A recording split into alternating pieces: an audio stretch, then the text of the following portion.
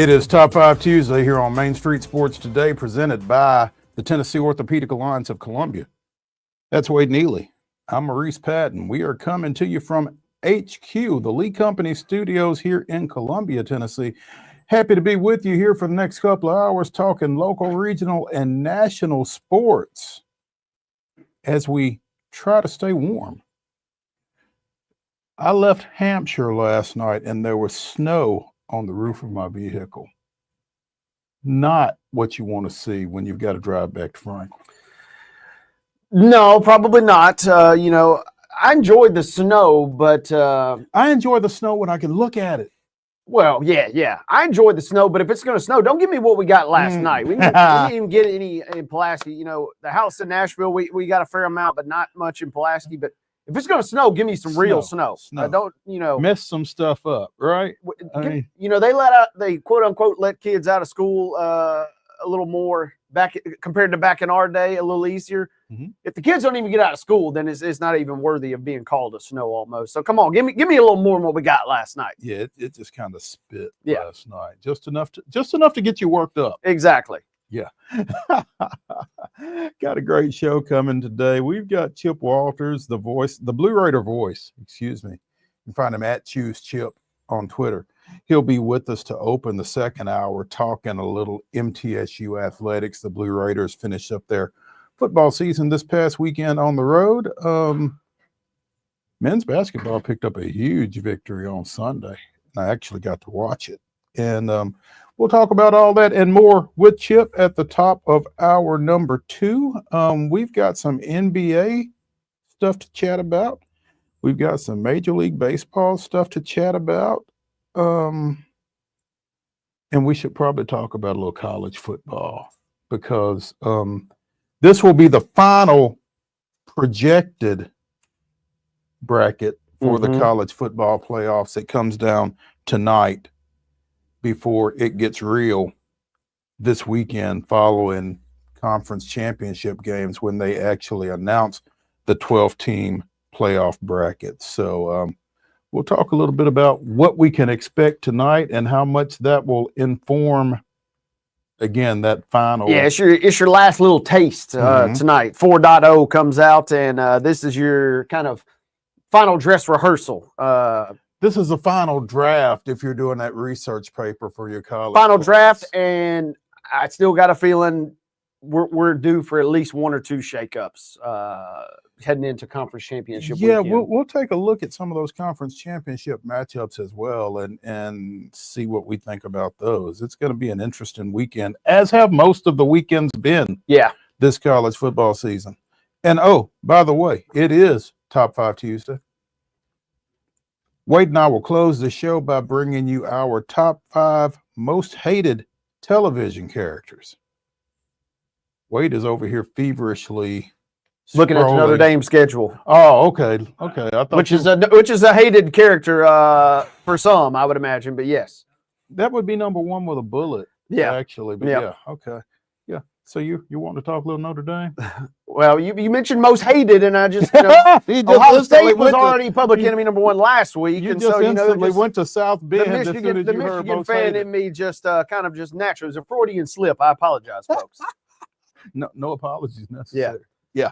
So that's what we're dealing with here for the next hour and 56 minutes. So let's go ahead and get started like we always do about this time with yesterday's results and today's schedule on the Rundown. This is the Rundown.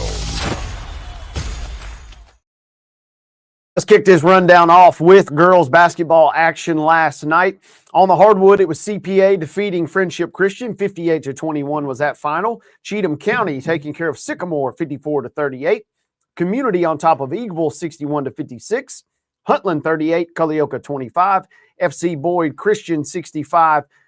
Franklin Road Christian 62. Good ball game there. a game that you were at, Mo, is that right? The Game Mount that- Pleasant 30, Hampshire 29, a Donnybrook in more ways than one, it sounded like. In more ways than one, absolutely. Go to mainstreetmurray.com to see just exactly what we're referencing there. It was a rivalry week That's called a- spillover from last week, I guess. No flags planted at center court, but everything else. Everything but good one there for Mount Pleasant. Again, 30-29 was your final. Summertown on top of Perry County, 53-27. It was Rockville 86, Clarksville Northeast 30. McEwen taking care of Santa Fe 66-50. Summit downing Shelbyville 49-46.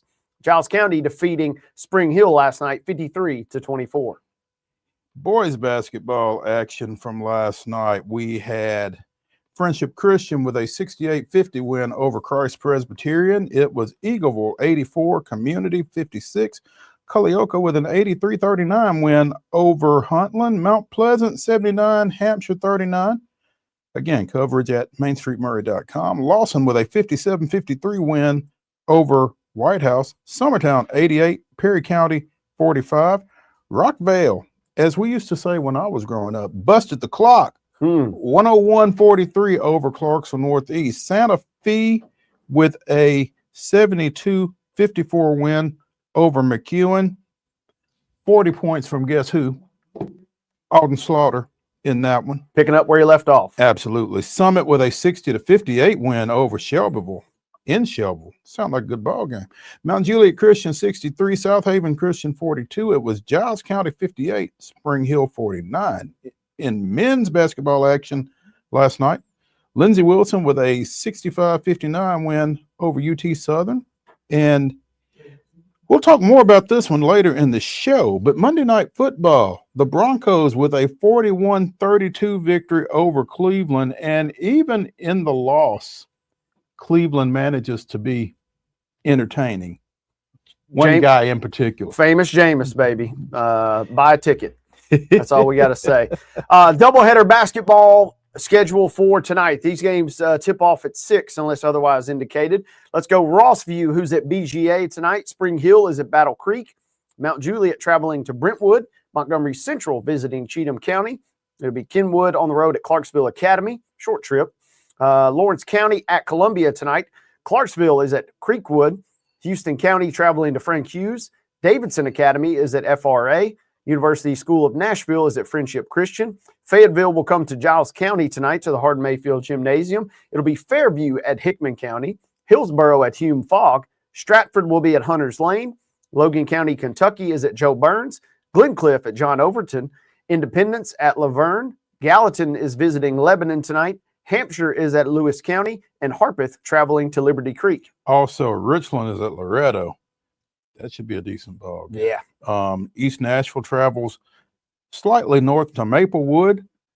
Marshall County hosting Columbia Academy. Ezel Harding is at Middle Tennessee Christian. Mount Pleasant takes on visiting Grace Christian of Franklin. Community goes to Murfreesboro Central. Rockvale is at Page. Protect your scoreboard, Page. Santa Fe is at Perry County. Eagleville goes to Riverdale. Smyrna hosts McGavock.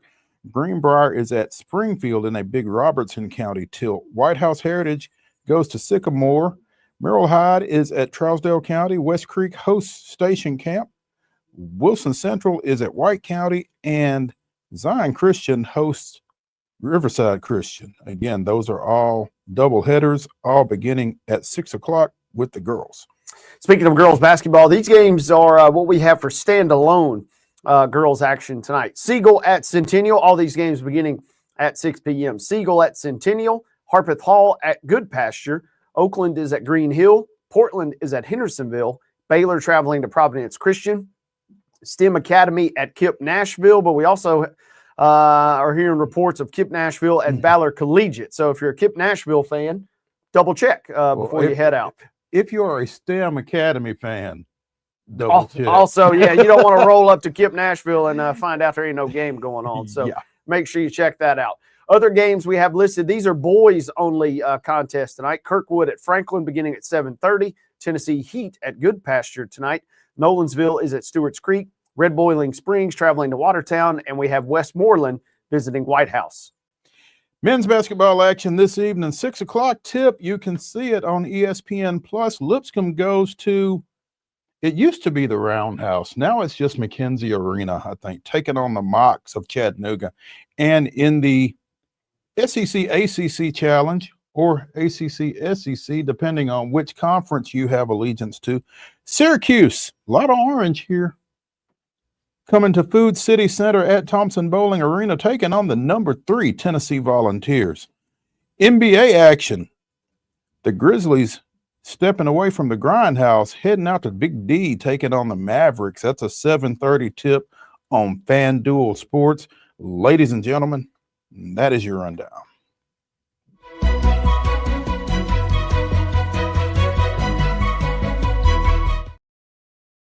Your top story brought to you as always by the fine folks at Piggly Wiggly in Neely's Mill right here in Muletown. Be sure and check out their delicious daily deli lunch options available from 11 a.m. until 6 p.m. Also, their hand-cut meats and everything is cost plus 10% at the cash register. Piggly Wiggly, Neely's Mill, Columbia, bringing you our top story. Is LeBron washed? If you go off last night's game, yeah. If you go off the rest of the season, no. But yeah, last night, man, bit of a head scratcher for the King. 10 points in a 109-80 loss to a Timberwolf team that Anthony Edwards just kind of verbally took to the woodshed last week. Yeah, they've not been playing well. This is a game that the Lakers going into probably felt pretty good about. And instead, and instead they come out scratching their heads saying, what did we walk into? Not a great effort for the Lakers on the road again against a Timberwolves team that was kind of struggling coming into last night. Yeah. So, again, LeBron with 10.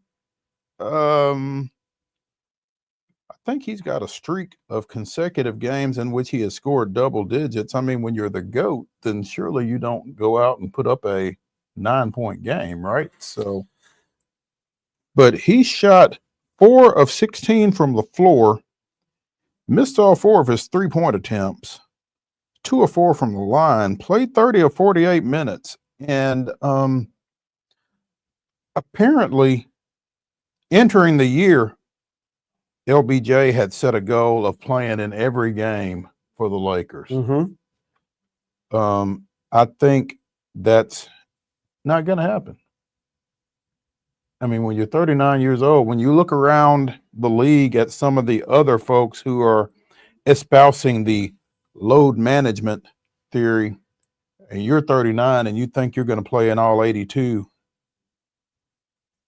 which would be the first time.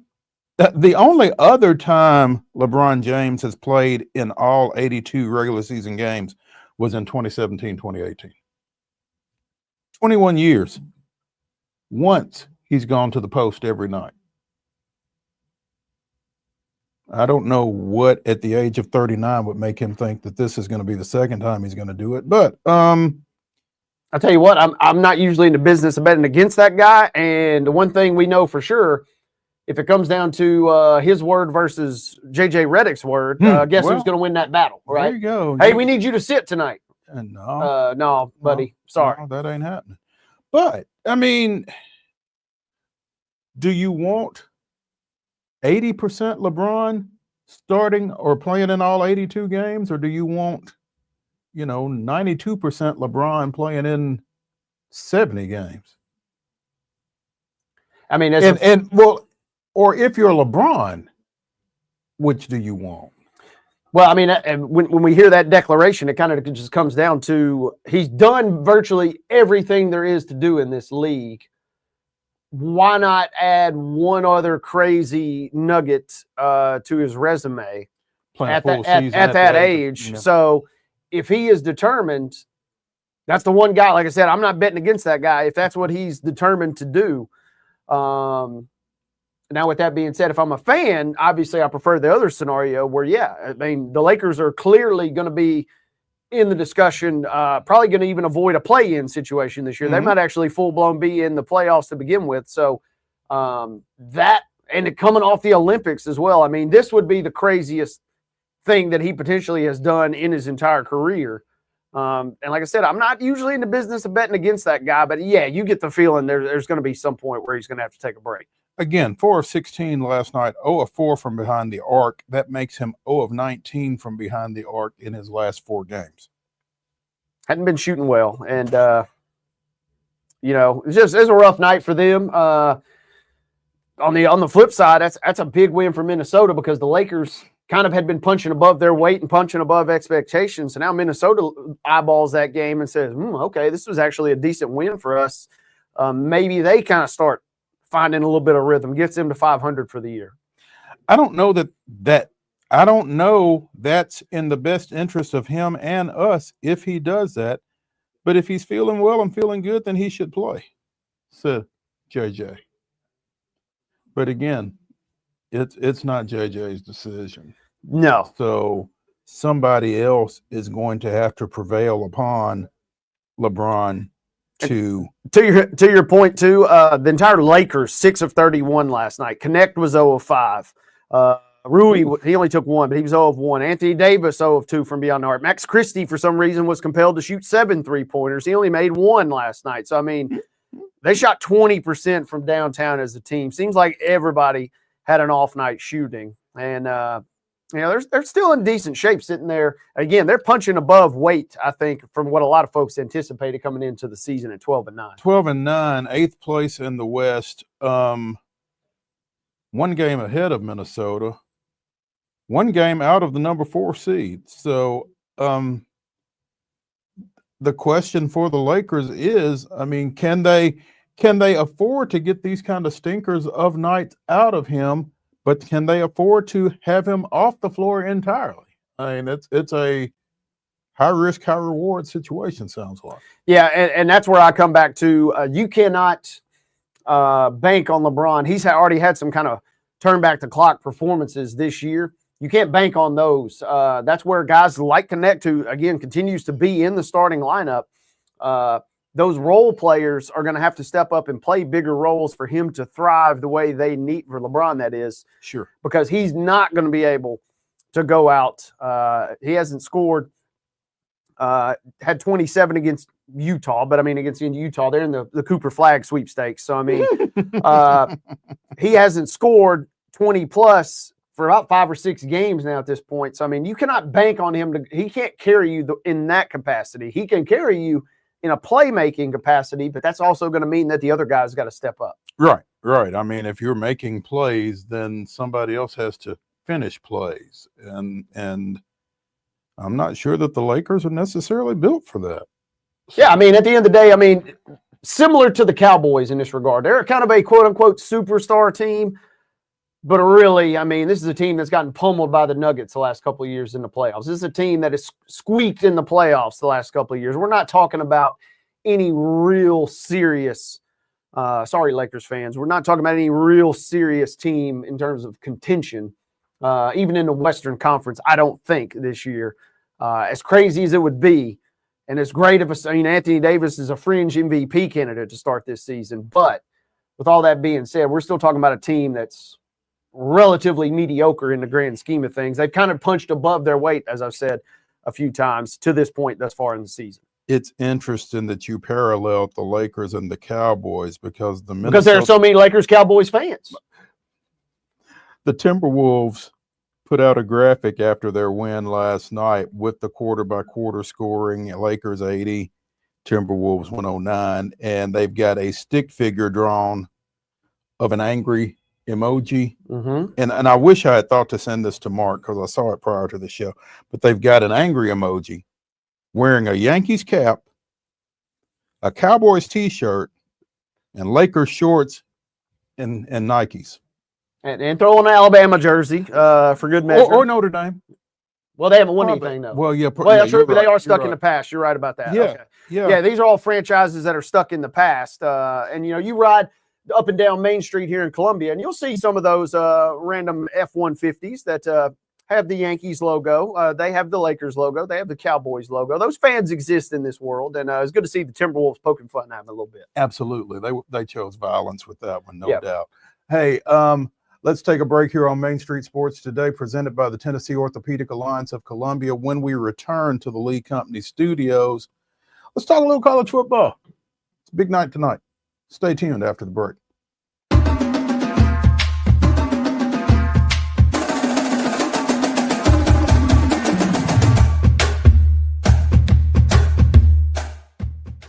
Whether you're an athlete or a weekend warrior, when it comes to your performance, don't settle for anything less than excellence.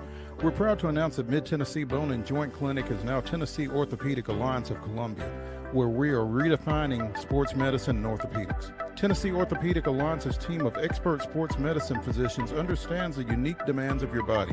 TOA Columbia specializes in personalized orthopedic care, offering state-of-the-art treatments for everything from sports injuries to joint replacements. Learn more at toacolumbia.com.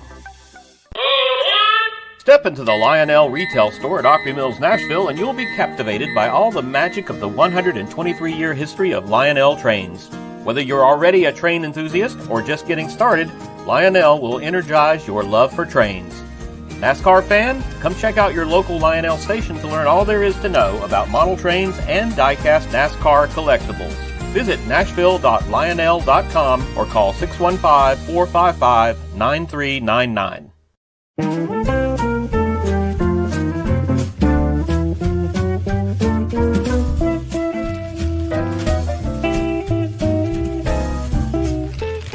Well, we went all out for you this year, didn't we, little girl?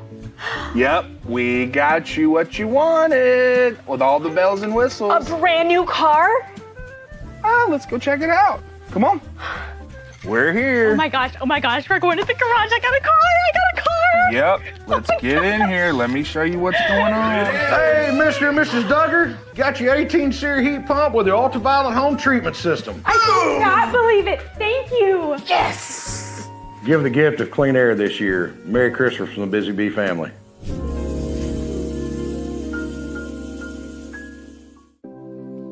Custom Stone Handler supplies over 600 distributors and suppliers with quality stone products.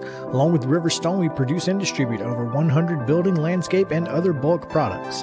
Our goal is to provide quality products, service, and partnerships to ensure our customers' success. We firmly believe that the measure of any person or company is how they treat other people and customers. Give them a call at 931-490-4990 or visit CustomStonehandlers.com.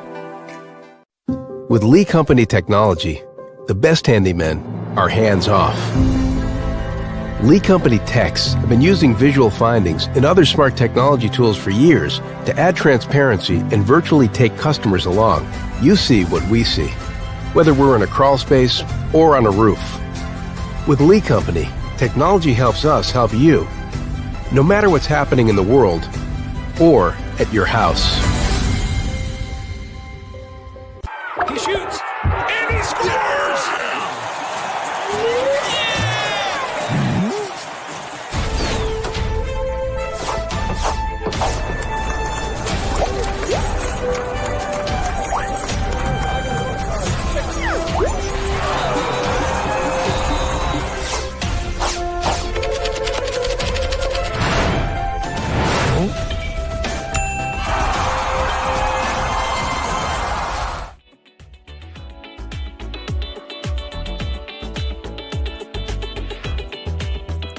Top 5 Tuesday continues here on Main Street Sports Today, presented by the Tennessee Orthopedic Alliance of Columbia.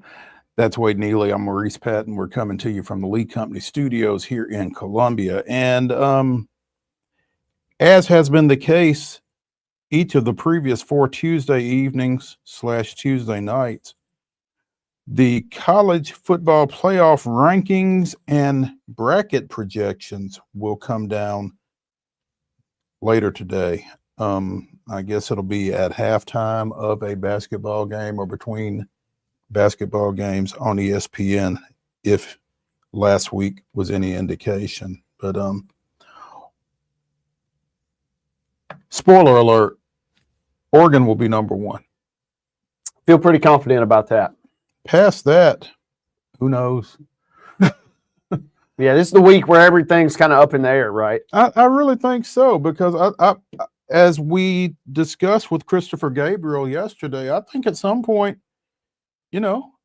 maybe somebody's going to look at Texas's schedule.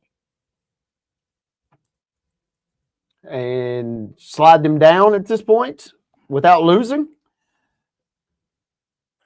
I guess you've set the precedent. I guess it would be tough to slide them down if they don't lose. But And if they win, they avenge their, one of their bad losses.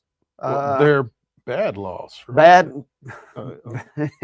Well, yeah. Yeah. I mean, talk about. I would not want to be in the committee's shoes. Yeah, to sort through all think, this. But here's the thing: they find a way, and as we said yesterday when we were talking with Christopher, Ward Manuel finds a way to come out afterward and justify whatever it is that they've done, typically in service to the Big Ten. So it'll be interesting. But the AP poll, we didn't get to touch on this yesterday, but again, Oregon, Texas, Penn State, Notre Dame, Georgia are 1 through 5. Each of them and Tennessee moved up a spot from last week into their current positions. Tennessee is at 6. Tennessee is at 6. Ohio State is at 7. I think that should be something to keep an eye on tonight. Feels pertinent after all of our discussion yesterday, for sure. SMU is the top Atlantic Coast Conference in the AP poll at number 8, followed by Indiana and Boise State. Boise State, something else to keep an eye on, because if they are your 4th division champion, then the Big 12, as we saw last week, kind of gets punted. And, maybe the Big 12 should, the way things have gone for them. They've not had anybody to really take that situation by the horns. Right now, Arizona State, planting their trident somewhere, looks like the best team in the Big 12. Are they? I think so. They're certainly playing the best right now. I think the 2 teams in that game, them and Iowa State, are the 2 hottest teams. Now that Kansas finally decided to take a breather. And yeah, Boise State, I mean, they still have the best loss of anybody in the country. Of anybody with a loss. Right. I mean, now that Ohio State has 2, Ohio State and Boise State shared that moniker, right? But now that OSU lost again, kicked them to the curb. And Boise State is sitting there saying, hey, we've got the best loss. Why not us? And so, I'm every one of these projections is different. I'm on the Athletic here. And they've got Boise slotted as the 3 seed. I mean, ahead of Clemson as the 4 by virtue of winning the ACC title game over SMU. And so tonight will be fascinating, because crazy to think about that Boise State, and this is what trips people out, right? The rankings, as we've talked about all year, the rankings and the projections are not the same. And so you look and you're like, Boise State, they're not the 3rd best team in the country. That's not how it works, unfortunately, or that's not how it works. And so it is kind of jarring. It is kind of interesting. And tonight will be, like you said earlier, kind of the final draft before we get this thing rolled out officially. And then the real debate and the real pitchforks, not just even tridents, but the real pitchforks and torches come out at that point. SMU and Clemson will play for the Atlantic Coast Conference Championship. And Clemson would have a 4th loss if they lose to SMU. They're done. Yes. Does SMU get in with a Clemson win? Doesn't feel like it at this point. Just reading the room. They've had a great season, and they're really kicking themselves with that BYU game, because they should have won that game. That was one of those games when BYU was on that undefeated run where they were just stealing wins left and right, defying logic sometimes, coming away with wins. And SMU, it feels, these great years they've had, a second loss, it feels dooming for them at this point. In the Big Ten, because they just got in. They've been on the bubble for the last 4 or 5 weeks, and finally just cracking the projections. Feels like they'd be one of the first teams dumped out. Yeah. Oregon and Penn State would be your Big Ten championship game matchup. And, another chance for Penn State to actually beat somebody good. Yeah, James Franklin, man, you keep running out of time. You keep running out of chances to win the big game. And you had such of a buildup versus Ohio State, only to lay an egg there. Now you get a chance versus Oregon. Oregon's only favored by 3.5. I still think Penn State's a pretty good football team. I don't know that they've got the goods to beat Oregon, but I think it'll be a pretty decent game. And Oregon, in my opinion, is not designed. I don't know that they blow a ton of teams out. Their offense is, solid, but it's not as explosive as Oregon offenses in years past. Their defense is really great, though. I think that'll be an ugly game, and this will be the final. I mean, again, James Franklin kind of keeps running out of time in terms of his ability to win the big game. And I don't know that he's going to this weekend as well. As you mentioned, Arizona State and Iowa State in the Big 12 title tilt. And I'm sure we'll talk more about these later in the week with the Wonder Slate. But like you said, these are two pretty hot teams right now, particularly Arizona State. Scatterbo is, if it weren't for Genty, we'd be talking about Scatterbo as the quote-unquote dark horse Heisman candidate. And this guy he's even battled back from an injury, close to 1,500 yards on the ground. And Arizona State is just playing some phenomenal football right now. And again, I've said this before too, not a fan with any allegiances in the Big 12, this has been the funnest league by far to watch this year. It's been crazy. Because every team is getting hot. Every team it's truly like a merry-go-round, and you don't know when you're going to get on or off. We end up with a 4-way tie at 7-2 in that conference, and we see Arizona State and Iowa State as the two representatives. As everybody watching knows, it's Texas and Georgia going to Mercedes-Benz Stadium for the SEC championship. Georgia won this matchup earlier in the year 30-15. And I don't know what to expect from this ball game, because has Texas gotten better since then? Georgia's dropped one, and got pushed to 8 overtimes against Georgia Tech, which, no disrespect to Georgia Tech, but if you are the number 5 team in the country, you shouldn't have to go 8 overtimes to beat Georgia Tech, right? Yeah, this does not feel like we said this all year, but this is not the dominant, almost hands down best team in the country, Georgia, that we've used to, mini dynasty, that we've seen over the last several years. This is a Georgia team that at their best can be and is perhaps the best team in the country. Only problem for them, they have not been at their best more often than not, it feels like, this season. Even in some of their wins, you go back to the Kentucky game where it's 13-12 and there wasn't a touchdown score until the fourth quarter. I mean, they have not been at their best on a number of occasions this year, but when they are, and if they are at their best, I think they are better than Texas. And so to your question about the Longhorns too, I don't know that they've gotten that much better as the year's gone on.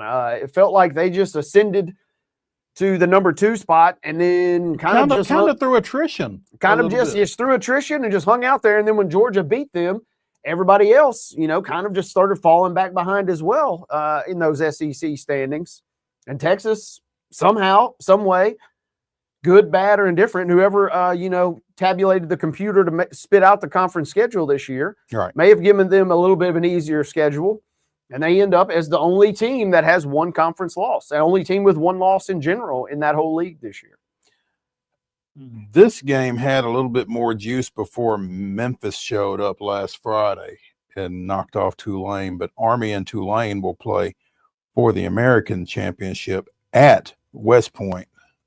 I don't think, Boise, I guess, is your group of 5 team at this point. So they're just kind of playing for a conference championship at this point.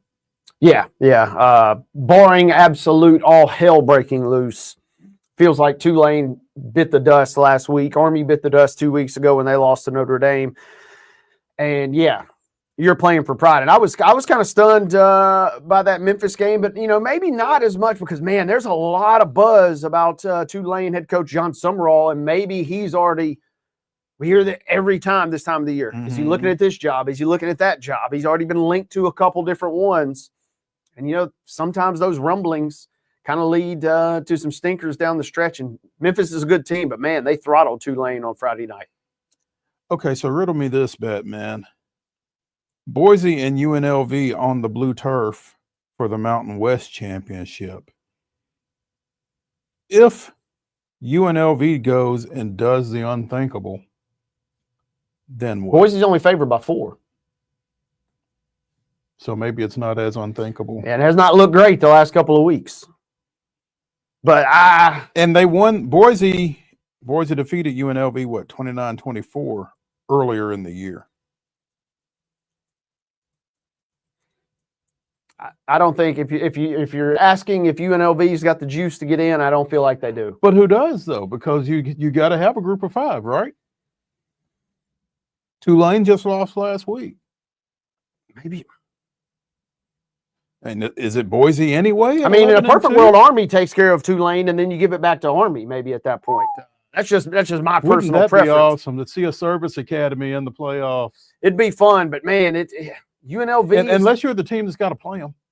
Correct. I'm not sold on this game. You know, that's one for the committee, and that's one where everybody's quietly kind of hoping that Boise just takes care of business. Except for the teams, obviously, that maybe want that bye. You know, somebody like a Big 12 champ is sitting there thinking maybe UNLV wins, and then obviously we would be in line to grab that 4th spot. So that game is, I don't know. We got a couple more sleeps between now and Friday. Sure. So I still got some time to marinate on that game right there, because I think it's going to be a little closer, I think, than the experts may originally have thought. The portal is starting to heat up, and one of the folks in it is former Southern Cal starting quarterback, Miller Moss. He ceased to be QB1 for the Trojans mid-year and is out. Made 10 starts for USC. Sat behind Caleb Williams, played Louisville, threw for 6 touchdowns in a 42-28 win in the Holiday Bowl once, Williams decided to prepare for the draft. And again, was the starting quarterback coming into the season before being overtaken by Jaden Maeva at that spot. So the portal doesn't open until next Monday, but he has pretty much declared that he will be in it when the time comes, and in doing so, he becomes the top quarterback available in the portal, moving ahead of ex-UNLV signal caller Matthew Sluka. So there's some guys out there that would, in a quarterback-driven sport, make some folks happy. Yeah, come on down to Ann Arbor, man. We've already opened up the checkbook. Underwood needs to sit for a year, maybe get some seasoning. Why not bring in Moss? And as soon as I say that, I'm looking at all 3. Michigan, Auburn, Iowa, Louisville, all kind of mentioned as you kind of referenced some possible destinations for that guy. Didn't feel like a great – man, he got off to, on the opening night of the season when they beat LSU, we're like, man, here we go. Here we go. We got the next guy, the next hotshot QB. The next hotshot QB from Southern Cal. Correct, right, exactly. Yeah. That's what I'm saying. And then it just never kind of materialized. And he has not found his stride, and his services will be highly bid upon. But yeah, come on down to Ann Arbor. We'd love to have you. We got some QB issues we got to work on. Let me ask you, though. For the NIL package that Bryce Underwood is apparently getting, is he coming to sit? I don't know if he's expecting to sit. Arch Manning probably wanted to come in and start from day one too. But hey, if you get a chance to sit behind a guy for a year and get paid, we talked about Chase Daniel making a lot of money sitting and holding a clipboard. Underwood could do the same. The competitive nature obviously would make you think, yeah, I'm here to take this job from day one. But there is some value to be had. And it's crazy too, right? So much of this is already thinking about NFL draft 2030 and who are the who are the quarterbacks in that class. It's reclassifying in a sense by kind of analyzing if you sit, if you leave early, et cetera, et cetera. So competitive nature wise, yeah, I don't think this kid is destined or wants to sit, but for a couple $1 million, I could be compelled to sit in Ann Arbor for a year and then get the reins turned over to a revitalized Wolverine team at that point, hopefully next season. If you come off like a 10-2 season next year, maybe flirt with the college football playoff, who knows? And then boom, now all of a sudden you're the guy that gets to take over after that. That doesn't sound like a bad deal to me. It doesn't. You make it sound pretty good. It's cold. We need to get you Bryce's phone number. It's cold up there. It's cold up there, but they can fit him. They got some great apparel deals with Jumpman, so they could come up with something nice for him to keep him warm on the side while he's sitting. Yeah, absolutely. He's from Michigan, so he's kind of already used to the cold. So it's not the worst thing in the world if sit behind Miller for a year or whoever comes out, because Miller Moss will probably get replaced here in about another 2 or 3 weeks as the next big quarterback that's entering the portal, undoubtedly.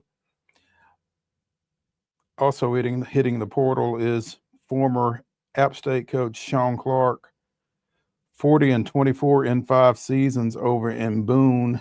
The Mountaineers, with their first losing season in 11 years, 5-6, gave them reason to move on from Sean Clark in what feels like to me the latest case of a program not really knowing its place. I mean, you've had one losing season in 11 years. You've had one losing season under this guy in 5 years, 5-6. And I mean, it's Boone, North Carolina. Maybe there's things going on over there that we don't know about. But this sounds like it sounds like a pretty ridiculous move on my part. They just beat James Madison a couple weeks ago to rob them of a berth in the Sun Belt title game. Yeah, who knows? Coaching and administration is always a weird dynamic, and there's a lot of egos that play on both sides of that equation. So without, tapping into some sources over there in Boone, who knows? Because you're right. On its surface level, it doesn't seem like it seems like a head scratcher for sure. It definitely seems like a head scratcher. As quick as this flared up, it died down. There was talk about Bobby Petrino to Charlotte, and now there's a headline on CBS Sports: Bobby Petrino withdraws from Charlotte coaching search after both sides shared mutual interests. So maybe Bobby asked if he could bring his motorcycle, and they said, no, I don't know. Yeah, not sure on the laws, on the helmet requirements over there in North Carolina, but also doesn't feel like we've heard the last of this guy. Well, clearly. During this coaching cycle. So yeah, there's plenty of spots out there, I think. Maybe I'm prepared for the Charlotte. All of a sudden, hey, did you hear this is about to come open? Let me just, put this motorcycle back in third gear here and see what happens. Let's flip it back in the garage for the moment. Yeah. One place that is not an option, though, is Florida Atlantic, which hired former Texas Tech offensive coordinator Zach Kittley to replace Tom Herman. Kittley, 33 years old, the youngest head coach in FBS. 33 in Boca. What's the worst that could happen? If Lane Kiffin can do it, Zach Kittley can do it down there. I got faith in the young buck. I got faith. Yeah, I mean, again, Lane survived it. So, Texas Tech threw for nearly 300 yards a game this past season, 459.8 total yards per game. That 459 number was the 10th best in the country. The passing yardage was 9th best in FBS. Kittley has been with Cliff Kingsbury out at Tech when Mahomes was out there. He was offensive coordinator at Houston Baptist and at Western Kentucky. So he's been around some guys that can sling it a little bit, including Bailey Zappi. So I didn't know this. I love this little nugget here. Says he originally committed to play basketball at Abilene Christian as a walk-on, but then decided to get into football coaching. Transferred to Texas Tech, and then he links up with Kingsbury. He becomes Sonny Cumby's kind of student assistant. I always love when there's kind of an odd or an off the beaten path type of journey for these folks. Mhm. And 33 years in Boca. Surely he can find something to get into down there. well, you know, that had to enter into the consideration at some point. Let's see. I'm in Lubbock, but I can go to Boca. Become a head coach. Sign me up. Yeah. I mean, you could be a power 4 coach by the time you're 40. I mean, if you have enough success there, which is crazy to think about. Mm-hmm. Let's take a break here on Main Street Sports today. When we return to the Lee Company studios after the break, let's talk a little baseball. Stay tuned.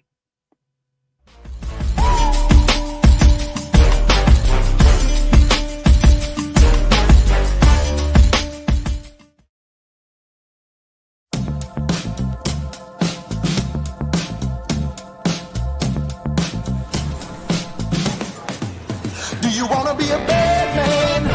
Yes, you do. Do you want to taste sweet salvation underneath the summer moon? Do you need another hand now? Yes, you do. Go see Miss Josie down on Columbus Avenue. All right, Columbus Avenue. At Delta Dental of Tennessee, we know our success begins and ends with providing superior quality service, and that includes serving those who need it most. This year, we're celebrating 25 years of giving back to the community we call home. Delta Dental, along with our Smile 180 Foundation, supports Tennessee's dental colleges and oral health education, children's hospitals, free and reduced cost dental clinics, and other like-minded charities. Here's to the next 25 plus years of ensuring healthy smiles. So Busy Bee is a very close-knit family. We fight just like every family does. We have arguments, but we always come out with a solution to the problems. We don't just fight about what we want, we fight about what customers need. We want to make sure that every customer we go to is more than satisfied. And that doesn't just start whenever we show up at their door, that starts when we show up every day at work. We want to make sure that we are serving our customers to the best of our ability.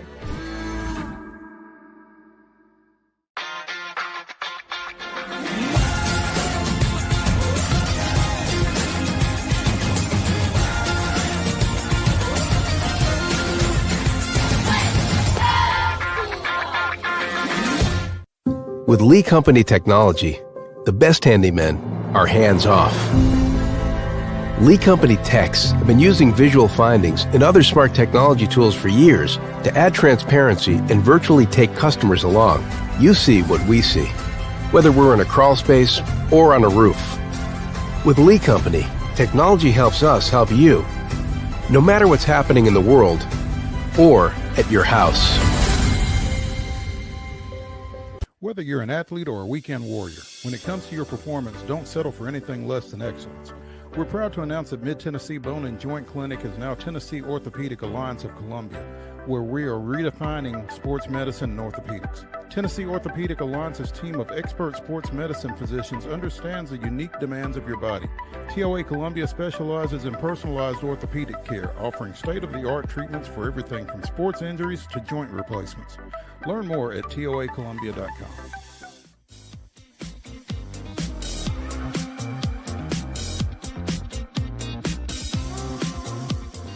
Top 5 Tuesday on Main Street Sports today, presented by the Tennessee Orthopedic Alliance of Columbia, continues as we talk a little baseball, a little hot stove action, and it's not all involving players. A friend of the show, Chris Harris, longtime Mississippi Braves play-by-play announcer, apparently has a new gig.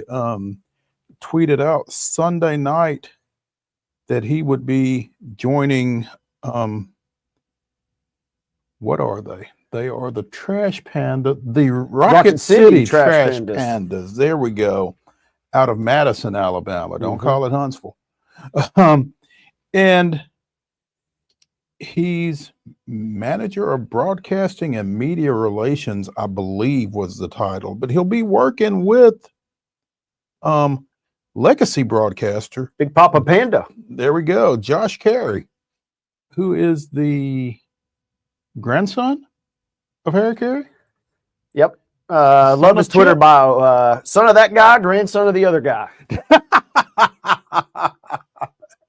That's perfect. That's yes, I am him. Yeah. So, congratulations to Chris. Hopefully we'll be able to get him on here at some point and discuss this a little bit more. But having lost a job, it's never comfortable. And so knowing where your next paycheck is coming from is always a good thing. And the fact that he's going to get to stay in the area, stay in the Southern League, and continue to apply his trade, that's great news. Right now, he's doing some radio for Southern Miss men's basketball. Had a big game over the weekend as in a matchup of Golden Eagles, Southern Miss defeated Marquette behind 13 points from former Independent standout Jet Montgomery. Bingo. So, yeah. But yeah, seriously, congratulations to Chris again. That's huge. Moving on to the field, former Cincinnati, former Milwaukee pitcher, and former Sound, I believe, Frankie Montas, signed a 2-year, $34 million deal with the Mets this week. And as a Braves fan, I'm not quite sure how I feel about that. A little conflicted? Well, actually, I do know how I feel about that. I don't feel good about it, to be honest. I mean, he's pretty solid. And now it is the Mets, so it doesn't really matter what they do. But no, this is a good get. He was 7-11 with a 4.84 ERA,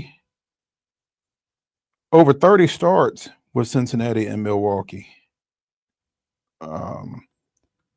At one time, went through a performance-enhancing drug suspension back in 19. 6th in the 2021 Cy Young balloting.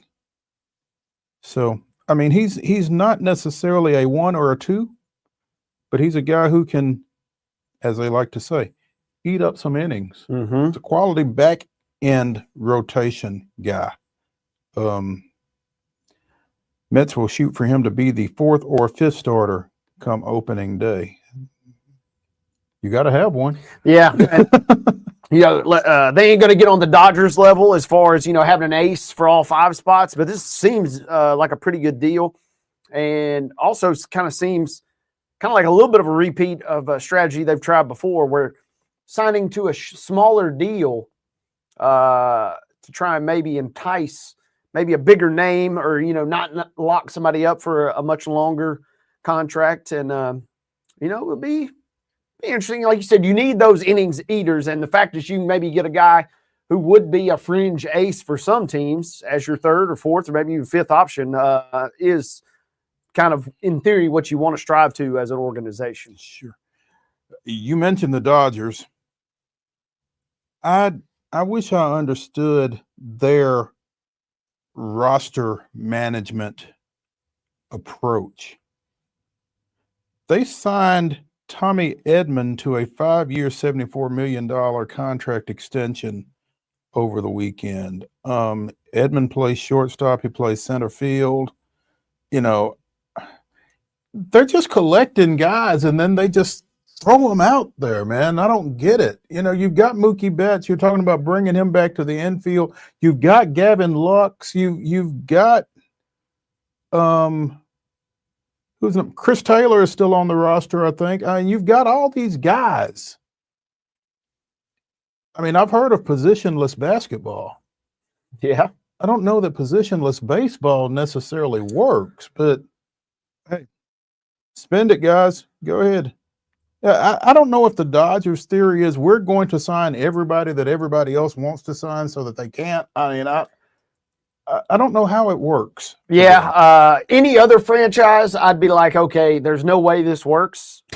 And then we just saw what they just did this season. Yeah. And it's like, well, okay, they figured out a way to do it. You're right. It's almost like they take the wish list, the Christmas list for everybody, you know, and they look at it and, And say, then yeah, they well, cherry we'll pick get it. Yeah. cherry pick the ones that everybody else wants. It's like a fantasy football draft strategy right there. You pick who everybody else wants, but they made it work.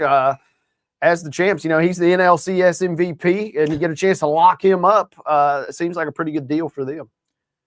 5 years, $74 million. I mean, as a utility man, is he going to be there for 5 years? It's the Dodgers. Who knows? Who knows? And I mean, that begs the question too. At some point, you know, especially if they could somehow win it again this year, the way that sport is designed and the way it's set up, I mean, at some point, you know, you almost entice people. Hey, it's kind of like we see with NFL, you know, hey, take a pay cut to come here. You'll get a chance to win your ring. And it worked out for him this year. We'll see what happens in 25. Aroldis Chapman has posted a picture of himself on social media wearing a Red Sox hat. And reports are that he and the club have agreed to a 1-year, $10.75 million deal. So some high heat coming to Boston. No doubt. Kenley Jansen is a free agent. He's got 56 saves over the past 2 seasons for the Red Sox after leaving the Braves, by the way. But Chapman will be 37 heading into the 2025 season. 98 strikeouts and 61 2/3 innings for the Pirates. And, you know, the high heat is still heat. 97.8 miles average fastball velocity last season, 98.8 sinker velocity. But, you know, his heat isn't as, you know, it's not as impressive anymore because you've got guys like Ben Joyce with the Angels and some of the other folks that are throwing at as high velocity, if not higher. But this guy's gotten it done over a lengthy period of time. 335 career saves, which is 16th ever. He's won a World Series both as a closer and as a setup guy. Been to the postseason 8 different times. So, I mean, if you are a team like Boston trying to get up in the AL East, he could be an important piece for you. Absolutely. Good arm for them. Good ad for them. I am a little sad, though, because visualizing Skeens pumping 100 miles an hour in like the 8th inning and then just handing the ball off to Chapman doing the same in the 9th. I feel like we are kind of robbed a little bit as baseball fans of that. But maybe Boston could sign a little fireballer as well to continue that. He won't be Skeens. One of my favorite non-Braves probably shut it down here in the last few days. Former San Francisco Giants shortstop Brandon Crawford won a pair of World Series out on the West Coast. Played for the Cardinals last year as a utility guy. 4 All-Star games, 3 Gold Gloves, and 3 All-Star games, 4 Gold Gloves. And like I said, a 2-time World Series champion. He has announced his retirement after 14 seasons. If we hadn't had some of the shortstops that we'd had in Atlanta, I'd have loved to have seen him in a Braves uniform. But it's just fun to watch, man. And you hate to see guys like that step away, but it's good to know when it's time, I guess. Yeah, one of the greats for those Giants runs, like you said. They had some special teams, and he was certainly a big part of that. And like you said, the fact that he gets to go out on his own terms, he kind of strikes me as a guy. He'll find a way to stay around the game, it feels like. Just my gut feeling on that. He's got 5 young kids. Maybe not. Coaching Oh, T-ball. coaching them. Yeah, Okay. come on now. I mean, yeah, he'll be around in some capacity. I don't think he's just going to go move to a ranch in Wyoming and just totally go off the grid. I feel like he'll be around in some capacity. Yeah, that's very, very cool to see. Like you said, heck of a career for some really good Giants teams. absolutely. Real quick before we hit the top of the hour, the Athletics, never a dull moment in this transition that they are going through from Oakland to eventually Vegas. Headline on CBSSports.com. Estimated cost of Athletics' new Las Vegas ballpark increases by $250 million per report. That's $250 million increased. That's not the cost of the ballpark. That's the increased to the cost of the ballpark. Well, I'm glad you clarified that because I was getting ready to roast them if I was like, if all this and you're only building a park that costs $250 million when every stadium virtually is $1 billion plus at this point, I was going to say, well, that's about on par for the Athletics. But yeah, an increase to $250 million, that's a different tune right there. I'd like to know what kind of amenities that's going toward. The new estimated cost is $1.75 billion, up from a previous $1.5 billion. And according to Las Vegas Stadium Authority documents, the team will be responsible for these over budget costs. So the question becomes, where in the heck are the Athletics going to come up with $250 million? That free agent pool just got just shrunk a little bit, if not a lot. Well, not going to sign anybody anyway. Walker Buehler just told them no thanks. Yeah, we're just going to basically roll everybody in AAA just got promoted to the major league level. We'll just shuffle everybody accordingly. Part of the increased cost has to do with the A's improving the audio and visual capabilities of the ballpark so as to make it an attractive venue for concerts. So, I mean, that's an interesting angle too, right? I mean, there's so many. I mean, the Sphere's right next door. You've got all these other entertainment options. It's kind of like we talk about, USC football or UCLA football at times.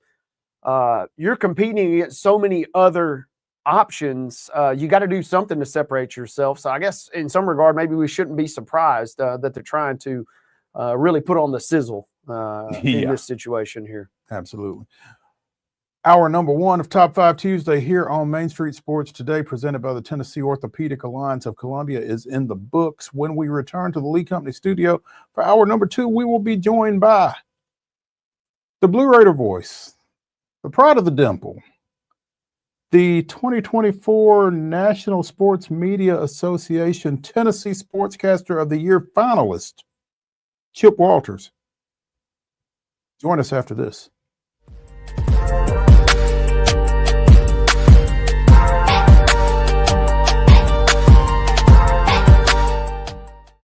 Nashville's Nutcracker returns to TPAC this December, presented by Nashville Ballet. This holiday season, audiences will journey with Clara and the Nutcracker Prince through Nashville's history and the land of sweets. Tickets at NashvilleBallet.com. Hi, I'm Dr. Vilay Saisuka, CEO and founder of Premier Foot and Ankle Centers of Tennessee, here in Murfreesboro. We offer foot and ankle care from ingrown toenails to diabetic foot wounds. We also fix ankle fractures and things like that. Call us today to schedule an appointment. We look forward to seeing you. Because here at Premier Foot and Ankle, we believe that the journey begins with happy feet. Whether you're an athlete or a weekend warrior, when it comes to your performance, don't settle for anything less than excellence. We're proud to announce that Mid-Tennessee Bone and Joint Clinic is now Tennessee Orthopedic Alliance of Columbia, where we are redefining sports medicine and orthopedics. Tennessee Orthopedic Alliance's team of expert sports medicine physicians understands the unique demands of your body. TOA Columbia specializes in personalized orthopedic care, offering state-of-the-art treatments for everything from sports injuries to joint replacements. Learn more at toacolumbia.com. Jones & Lang Sporting Goods here in Columbia has been outfitting teams, officials, and anybody else from T-ball to college for 50 plus years. Be sure and check them out at 931-388-8060 or online at jonesandlang.com. Jones & Lang Sporting Goods, the look of a winner. Zion Christian Academy, zioneagles.org or 931-388-5731. You can schedule your appointment. Go tour their campus. It is beautiful over there, and you're definitely going to want to see it. Again, it's zioneagles.org. Give them a call, 931-388-5731, and schedule your tour today. With Lee Company technology, the best handymen are hands-off. Lee Company techs have been using visual findings and other smart technology tools for years to add transparency and virtually take customers along. You see what we see, whether we're in a crawl space or on a roof. With Lee Company, technology helps us help you, no matter what's happening in the world or at your house. Custom Stone Handler supplies over 600 distributors and suppliers with quality stone products. Along with River Stone, we produce and distribute over 100 building, landscape, and other bulk products. Our goal is to provide quality products, service, and partnerships to ensure our customers' success. We firmly believe that the measure of any person or company is how they treat other people and customers.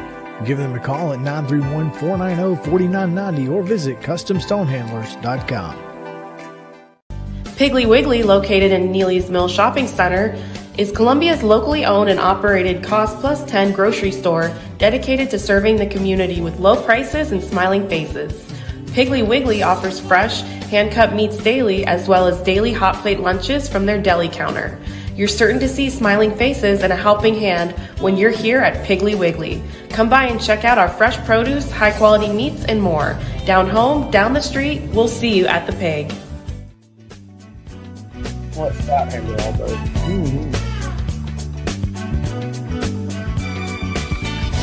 Hour number 2 of Top 5 Tuesday here on Main Street Sports Today, presented by the Tennessee Orthopedic Alliance of Columbia, starts right now. In our final segment, Wade and I will be bringing you our top 5 most hated television characters. Not movie characters, television characters. So movie characters would be a completely different list. But stick around for that. The last time I threw this question out to Chip, I wound up with an extra item for Thanksgiving dinner. Chip, who would be your most hated television character? I can't think of his name, but Chris Moltisanti. No, well, The Sopranos is correct. Right show, wrong guy. Right show. Sorry, teaming out of it. Golly, I can't. Come back to it. I'll come back to it. Yeah. Come back to it. Chip Walters, the voice of the Blue Raider voice, joining us here on Main Street Sports Today. How was South Florida? Wait a minute. How was Pitbull Stadium? Vito Spatafor. Vito. He could be up there on my list. He was my most hated. But the question there, Mo, was what was Pitbull Stadium? Yes. Well, I think they have an atomic powered PA system in there. Just you could probably hear it in Columbia from Miami, especially when there was nobody in there, 3 hours prior to the game, except me and JP and Joe, and we're getting stuff set up, and they had it cranking pretty good. It was hot. It was it was about 82, 83 degrees most of the day on Saturday before some clouds came in at halftime. But I mean, Pitbull Stadium had not changed a lick other than some signage from prior times. But they this FIU team, the FIU's team this year reminded me a whole lot of Middle's team a year ago. They ended up getting 4 wins. They had about 3 or 4 more games that were 1-score losses, very similar to what Middle went through, kind of snake bit a year ago. And they kind of took out some frustrations here at the end. I think they felt like they were playing for Mike McIntyre's job. Apparently that was not the case, that decision had been made since he was let go on Sunday. There was kind of a social media firestorm of former players kind of leading up to the final week of the season.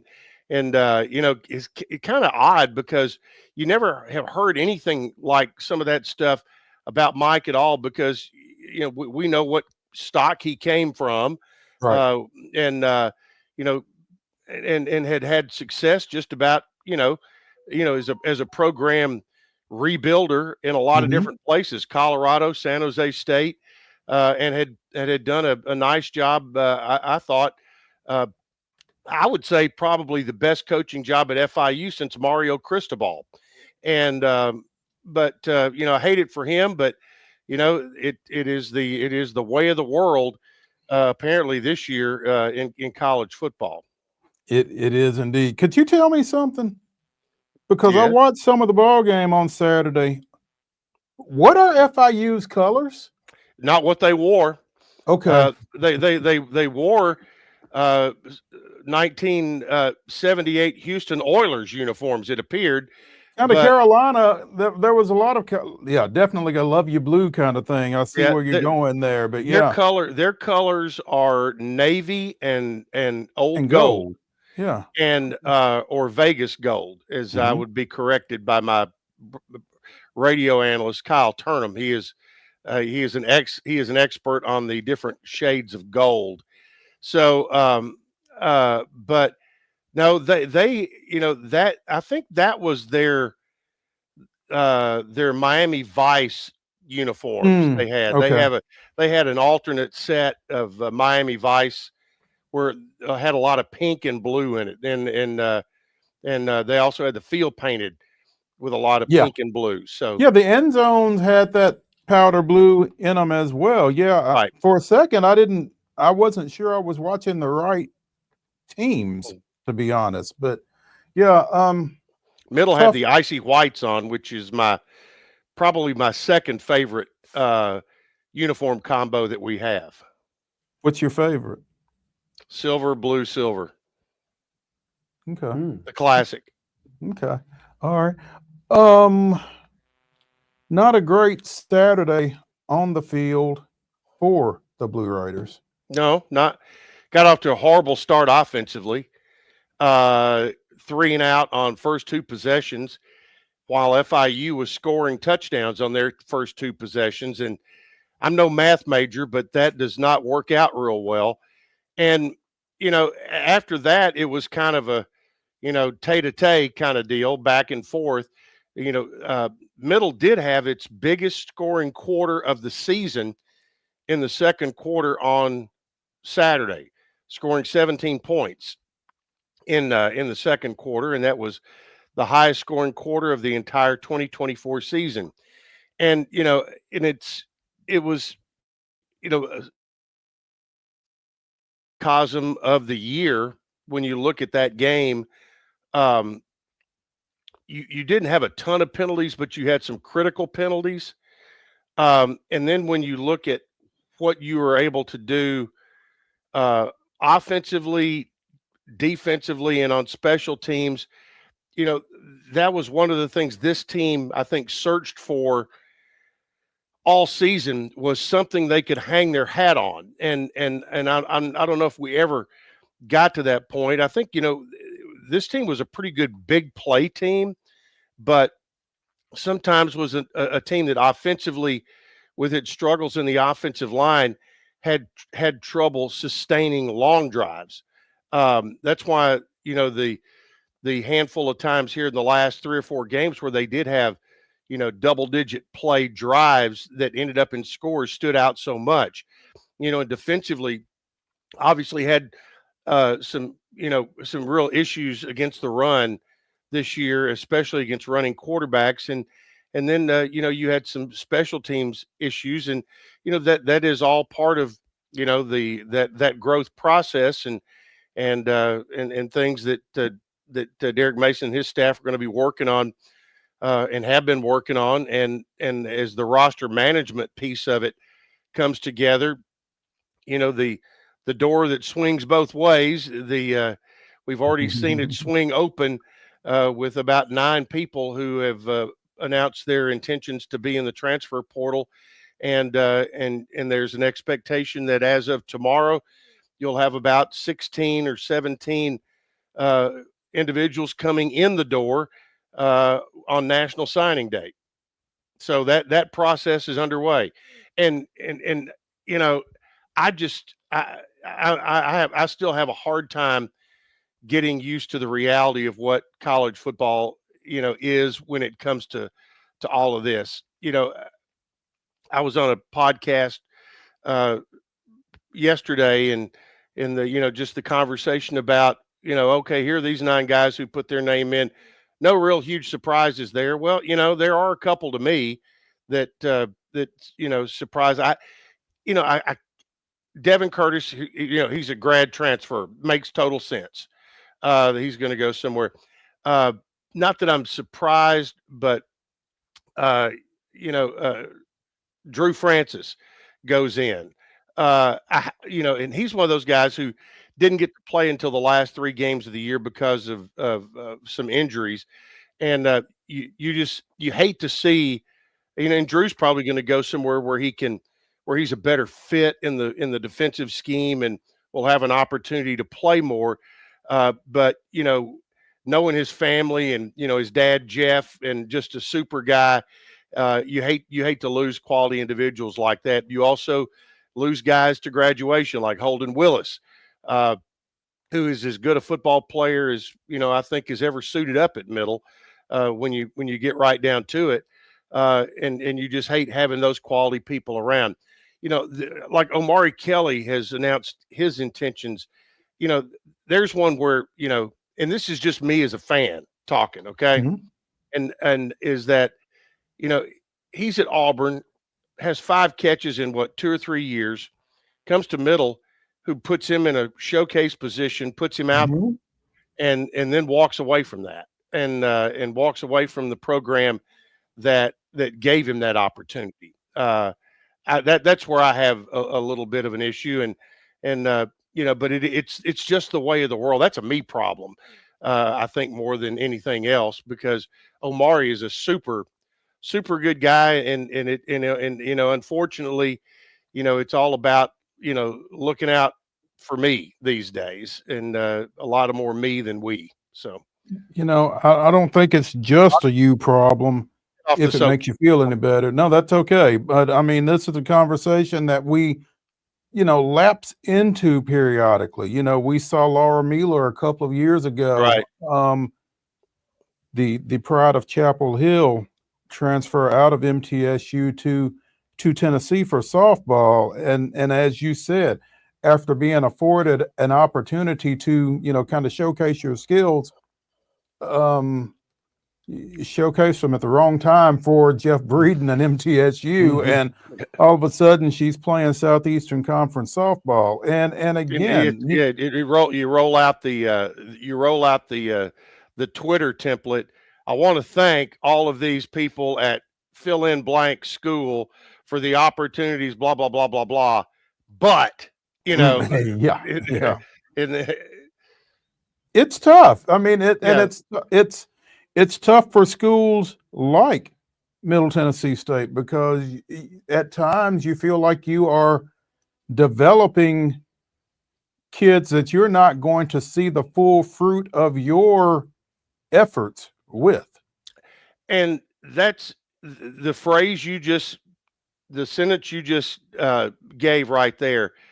And here's where my thought processes get gummed up, because Derek Mason is fully on board. He was saying that middle is a developmental program. He goes, we can take these, we're going to sign 16, 18 high school kids.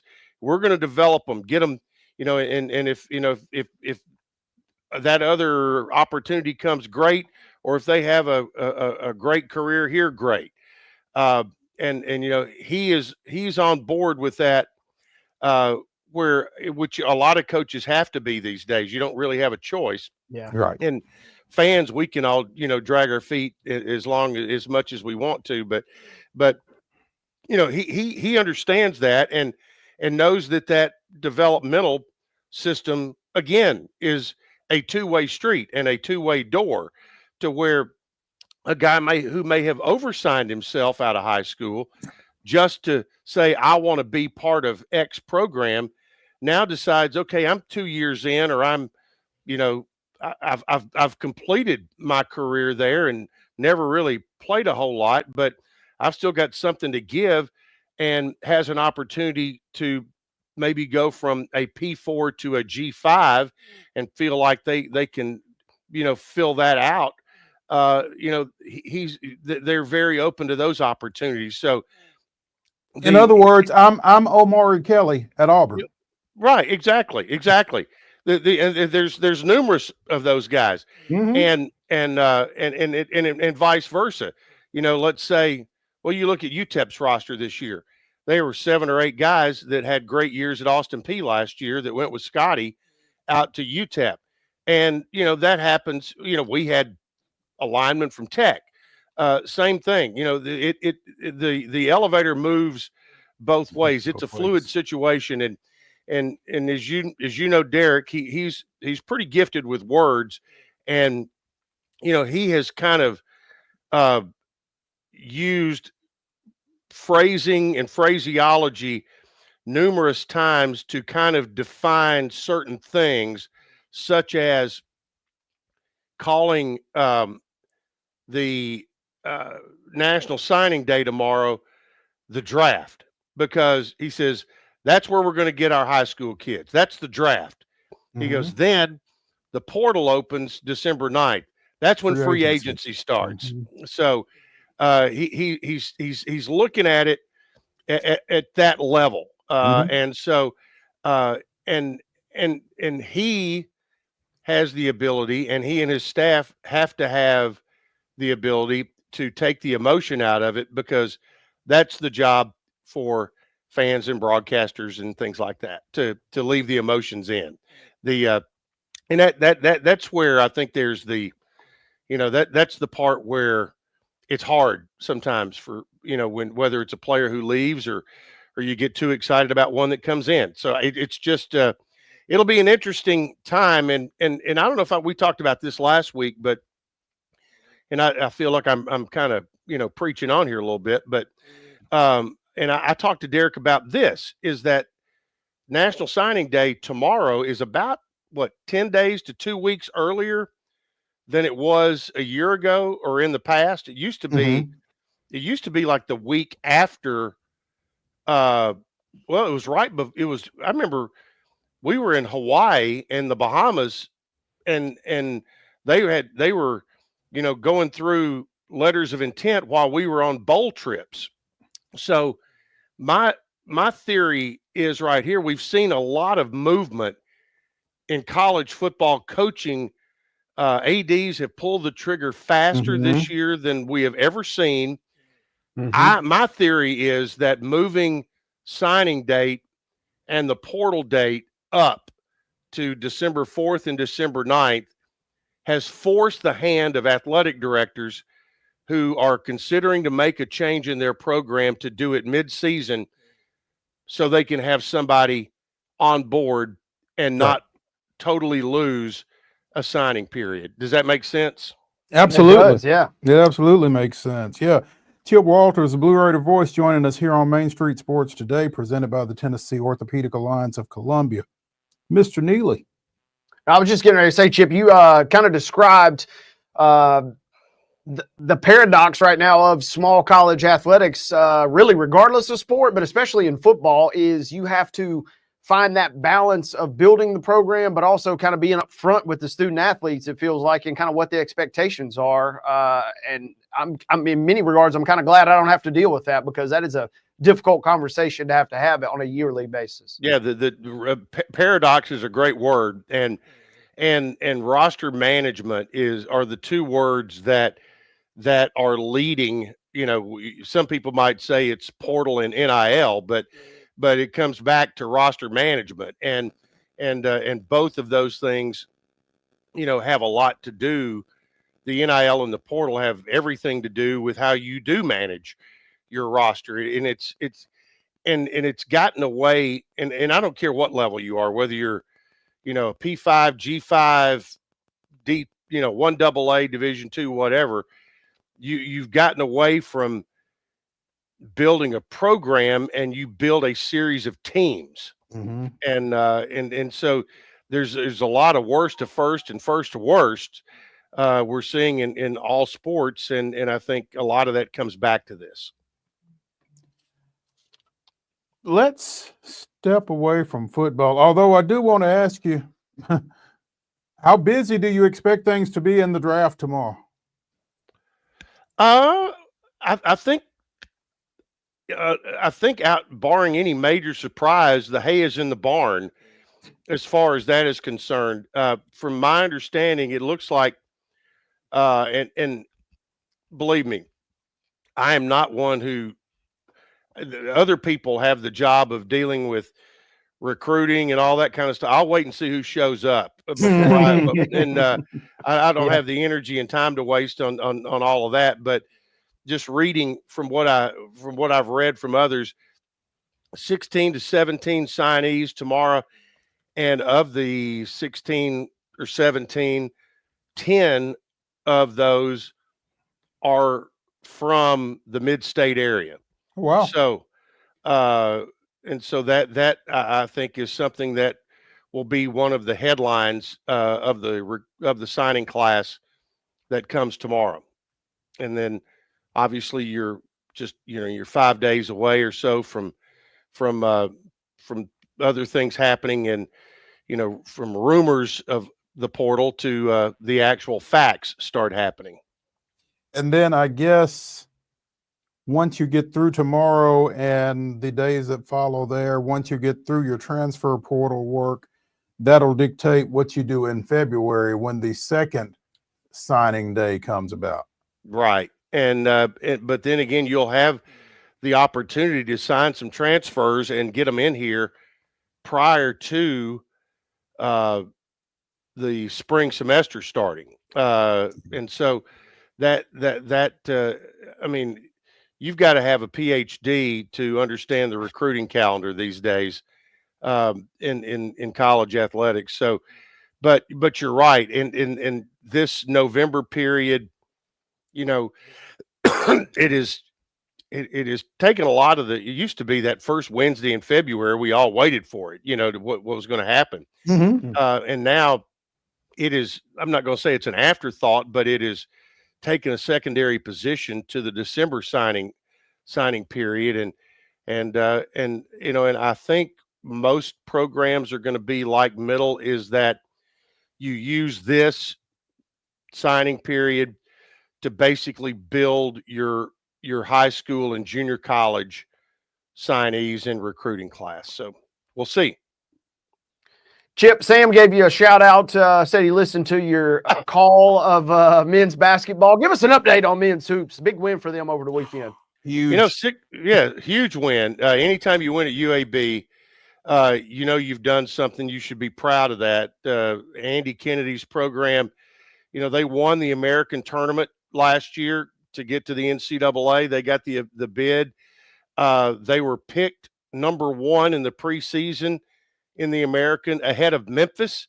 And if you watched the Maui Invitational last week, Memphis got your attention. So this right now, it is a typical Andy Kennedy kind of team start to the season, in that they're still trying to find themselves a little bit. But man, are they big? Are they long? And can they rebound? And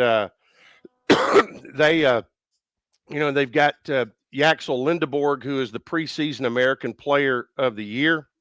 But the Blue Raiders led that one almost wire to wire, led it for 37 minutes and 51 seconds of the 40 minutes. And excuse me. But, Justin Buford had his career high of 15. You had guys, Justin Porter just really kind of put himself on display in a game that featured a lot of very athletic guards. Mm-hmm. And then you had, down at the end, you're trying to withstand a run. You've got an inline out of bounds play with 4 seconds on the shot clock, up 3. And Isam Mustafa, who had just missed a reverse layup that he's hit only about 1,000,000 of those in his career, just happened to miss one, but they get the ball to him and he fires up a hook shot that banked in to give you a 5-point lead with about 20 seconds to go. And you play pretty good defense, get a rebound, hit 2 more free throws, and you go and win it. Just a really satisfying win. And now you put it in perspective. In the last 4 games, all the way from Murphy Center, middle 3-1, they defeat the MAC preseason number 1. They defeat the American regular season champ from a year ago. They lose to the Missouri Valley preseason number 1, and they defeat the American preseason number 1. So a pretty strong section away from home. And now you come back, you've got Rhodes College tomorrow night, and then a big matchup with another Missouri Valley opponent on Saturday. You got a doubleheader, men and women, at noon and 2:30 at the Curb Center in Nashville, Middle and Belmont, and I think that's just going to be a heck of a lot of fun. You're going to have 4 really good basketball teams on the court in Nashville on Saturday.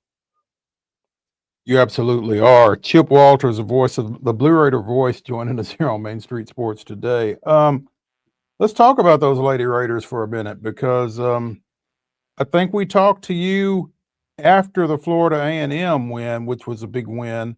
But we talked to you before the Purdue win, which was also a big win. And then they lost to, a really good Iowa State team with a really good post player in the middle, sophomore Audie Crooks. But, this middle team, the women are playing some really good ball as well, like you said. Absolutely. And they've got an 11 a.m. tip tomorrow against SIU Edwardsville. It will be the Murfreesboro City Schools. There will be about 6,000 city school kids there tomorrow at Murphy Center, and it's a ton of fun. But they're playing a very difficult non-conference schedule. They still have road trips to Cal Baptist. Well, I mean, they play Belmont, who beat them a year ago. And there's a bit of a revenge factor there. They go to Cal Baptist, then they have to go back across the country and play at Princeton. Just a not only are you playing good teams, but you've got some difficult travel in there as well. And I was trying to look here real quick to see what else is on the docket between now and the beginning of the conference race, which for the ladies, a good thing is that the conference schedule will start in Murfreesboro. Just forgotten. On the 14th, they go to St. Joseph's, Missouri to take on Kansas State, and they'll go straight from there to Riverside, California to play Cal Baptist. And then they will get to come home for Christmas, and then between Christmas and New Year's will be the trip to Princeton, New Jersey, the play on the 29th. And that also is a game against a Princeton team that knocked them off a year ago. A little revenge at play for the ladies. Yeah. Yep. Absolutely. But this team is, really when you look at the lineup from a year ago, you don't have Courtney Whitson and you don't have Savannah Wheeler, but Courtney Blakely has jumped in there and done a really nice job. Courtney Wheeler is just the Miss Intangible, but Anastasia Boldreva, Player of the Week again this week in Conference USA, has gotten bigger, gotten stronger, gotten smarter. Jalen Gregory, her 3-point shot coming along. So this team is starting to percolate like it wants to at the right time of the year. Chip, we mentioned Mike McIntyre, the former Brentwood Academy receiver, being terminated at Florida International.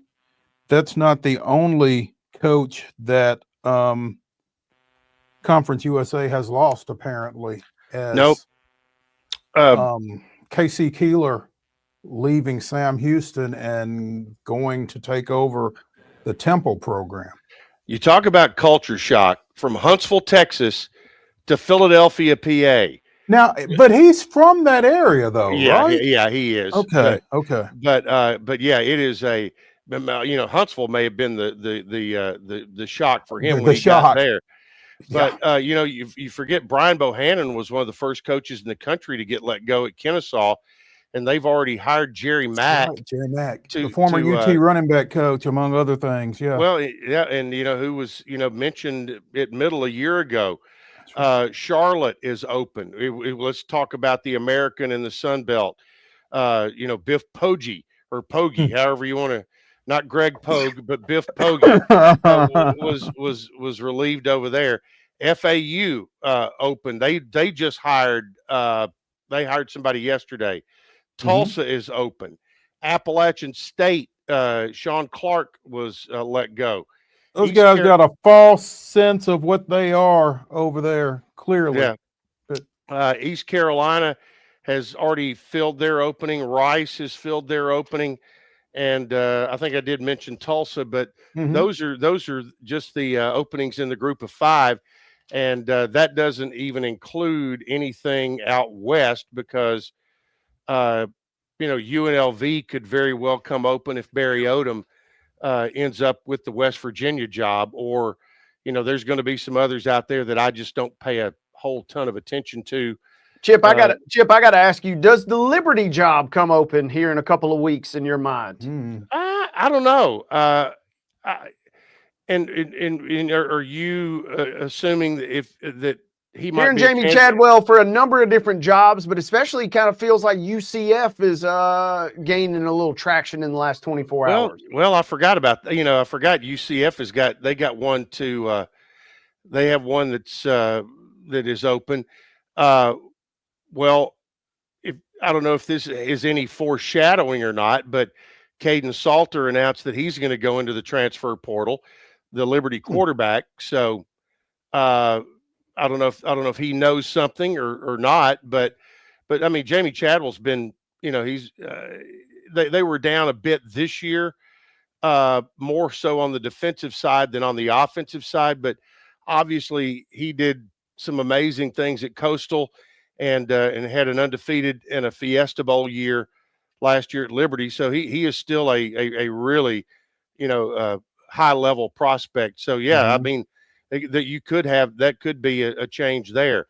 Has Southern Miss done anything yet? I heard a rumor, and this is completely rumor, that Charles Huff might leave Marshall to go to Southern Miss. Yeah. Yeah, and that's out there. Yeah, and that would be staying in the same conference in a year where you got to the championship game. Could win the championship and then take it straight to Hattiesburg. Yeah, how about that? It is warmer in Hattiesburg than Huntington, that's for sure. So, I mean, I get it. But Chip Walters, the Blue Raider voice, the pride of the Dimple, joining us here on Main Street Sports today, as he does virtually every Tuesday. Unless I don't. Unless you don't. Chip, we appreciate it. We look hey, are you working any Blue Cross Bowl games? Yes. Matter of fact, I have much information in this folder right there. I will have on Thursday, I will have Columbia Academy and Nashville Christian.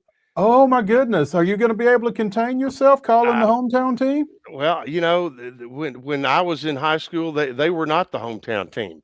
It was still CMA at the time. But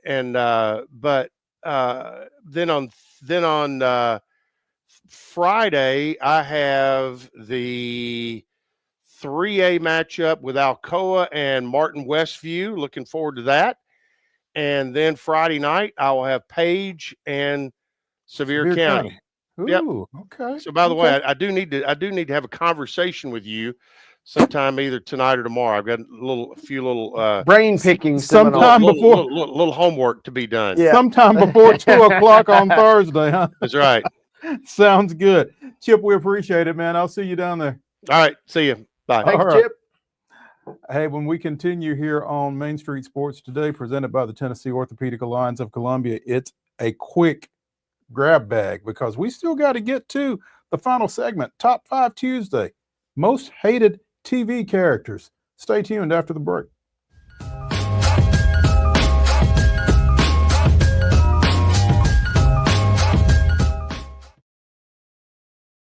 Hi, I'm Riley, a certified physician associate here at Premier Foot and Ankle Centers of Tennessee.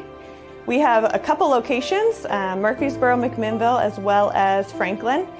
We treat people of all ages. We're excited to get you back on your feet and hope we can help you today. Call us today to schedule an appointment. We look forward to seeing you. Because here at Premier Foot and Ankle, we believe that the journey begins with happy feet. He shoots, and he scores!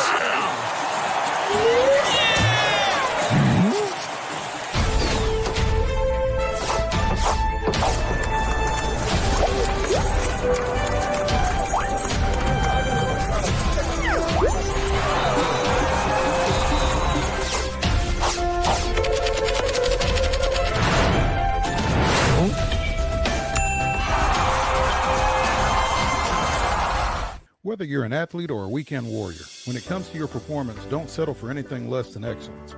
We're proud to announce that Mid-Tennessee Bone and Joint Clinic is now Tennessee Orthopedic Alliance of Columbia, where we are redefining sports medicine and orthopedics. Tennessee Orthopedic Alliance's team of expert sports medicine physicians understands the unique demands of your body. TOA Columbia specializes in personalized orthopedic care, offering state-of-the-art treatments for everything from sports injuries to joint replacements. Learn more at toacolumbia.com. With Lee Company technology, the best handymen are hands-off. Lee Company techs have been using visual findings and other smart technology tools for years to add transparency and virtually take customers along. You see what we see, whether we're in a crawl space or on a roof. With Lee Company, technology helps us help you, no matter what's happening in the world or at your house. Jones & Lang Sporting Goods here in Columbia has been outfitting teams, officials, and anybody else from T-ball to college for 50 plus years. Be sure and check them out at 931-388-8060 or online at jonesandlang.com. Jones & Lang Sporting Goods, the look of a winner. Zion Christian Academy, zioneagles.org or 931-388-5731. You can schedule your appointment. Go tour their campus. It is beautiful over there, and you're definitely going to want to see it. Again, it's zioneagles.org. Give them a call, 931-388-5731, and schedule your tour today. Piggly Wiggly, located in Neely's Mill Shopping Center, is Columbia's locally owned and operated Cost Plus 10 grocery store dedicated to serving the community with low prices and smiling faces. Piggly Wiggly offers fresh, hand-cut meats daily, as well as daily hot plate lunches from their deli counter. You're certain to see smiling faces and a helping hand when you're here at Piggly Wiggly. Come by and check out our fresh produce, high-quality meats, and more. Down home, down the street, we'll see you at the Pig.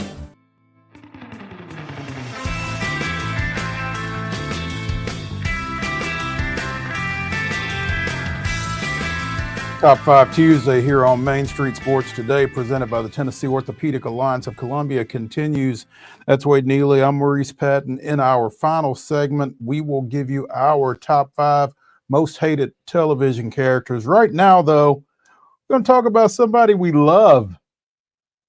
Famous Jameis doing famous Jameis things last night on Monday Night Football. 400 passing yards, 4 touchdowns, 2 pick sixes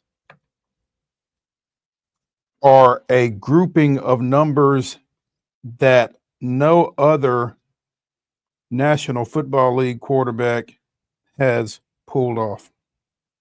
Yeah, these other QBs could only dream of a performance. Your QB could never. Could never. I mean, yeah, you got Scott Van Pelt described it best. You got the full Jameis experience. You really did. Every bit of it. 3 yards shy of 500, 4 touchdowns, 3 picks, almost a third pick six at the very end of the game that was only saved by a shoestring tackle. What more could you ask for on a night where the Browns scored 32 points? They somehow found a way to lose because Denver continues to have a strong heartbeat in the AFC playoff picture. He threw for 497 yards. He gave up 171 interception return yards, 668 total yards off of Jameis Winston passes, which is the most by any quarterback in a single game in NFL history. It was absurd. This one was fun to watch. They need a better tackling offense. Yeah, they got to do it. a better job of tackling. You're right. And Jerry Jeudy revenge game was in full effect. He had 235 yards last night, just absolutely running uncovered. This was wild. You talked about crazy stats yesterday. Somebody asked me, and I said, I got no clue. When was the last time you heard of 4 wide receivers having 100 yards in one game? Because you had Jeudy with 235, Elijah Moore had 111, and then for the Broncos, you had Mims and Sutton both going over 100 yards.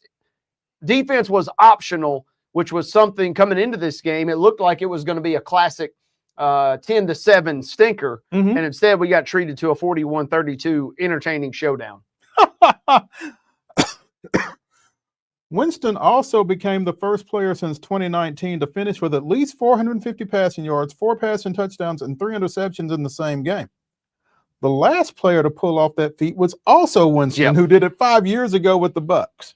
Yeah, he's the gift that keeps on giving, and you gotta love him, though. I mean, yeah, and he's had some issues off the field that I know a lot of folks still have problems with. But as far as all issues off the field at Florida State. Has he had it? He's not. I mean, he's had some issues, but so I gotta clear that out there because some people he rubs people the wrong way, and not diminishing sexual assault and crimes of that nature, but just saying, as far as on the field, you cannot help but love this guy. And for Cleveland, I said this weeks and weeks and weeks ago. If they were a serious franchise, they would not have rolled out Watson. They would have let Winston go from the jump. Well, and they have deprived us, so he's making up for lost time is all he's doing. Well, if it makes you feel any better, you and Troy Aikman are on the same page as far as that goes. Did he go with that too? Yes. Okay, well, hey. So you can consider yourself validated. I don't know if I like that or don't like that, but let the record show I might have beat Troy to the punch there because, Watson was so bad. And Cleveland knew, I know they had a great run last year with Flacco coming in. They tried out 5 different quarterbacks and kind of somehow struck gold with him down the stretch. The defense is still good, but they really did not give themselves a chance by trotting out. Not saying you give yourself a whole lot better chance to win games with Winston, but it's certainly going to be entertaining. My man threw nearly 60 passes last night. 58. 34 Unbelievable. Of 58. And then 4 of those other 24 were picked. Crazy game. And Bo Nix, Jaden Daniels better be lucky that he had a great game Sunday versus the Titans. Otherwise, he's still the favorite on FanDuel. Is he?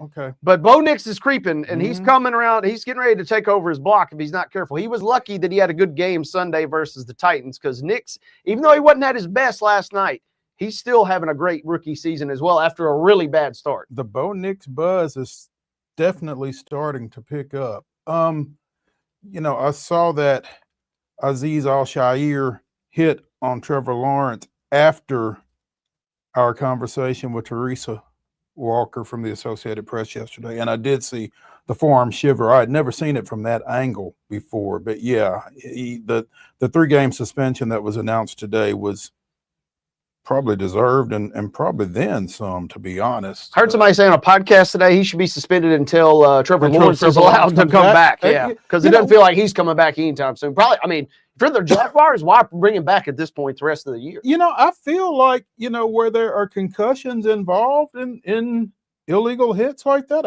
I feel like that's totally in line. As long as the guy is out that you hurt by hitting him illegally, you're out. You want to nip it in the bud? I got no problem with that. But he did appeal it, I think. I mean, formality, presumably. He went full Stan Hansen with the lariat almost. I mean, throwing an old wrestling reference out there because that was rough. And we saw the clip yesterday. We watched it. Lawrence immediately starts, riding the bicycle there. That was not a good situation. And that's why I think everybody, like we talked about yesterday too, for the Jags immediately said, no, not on our watch. Yeah. Finally, we mentioned yesterday that Christian McCaffrey sustained a knee injury in that loss to Buffalo and was likely headed to IR. Well, he is. And so is Gallatin native Jordan Mason. So Isaac Gurindo and Patrick Taylor Jr. will be the two running backs for San Francisco against the Bears this weekend. Mason suffered a high ankle sprain in that 35-10 loss to Buffalo. So season from hell continues. Bad to worse. Absolutely. It's been a tough go for the 49ers. I think the best thing for them at this point would just be to get this season over with. Yeah, I mean they're an injury away from having to play Juszczyk as switch him over from fullback to running back because things are getting bad for those guys in the backfield. Yeah. We are going to skip our last break.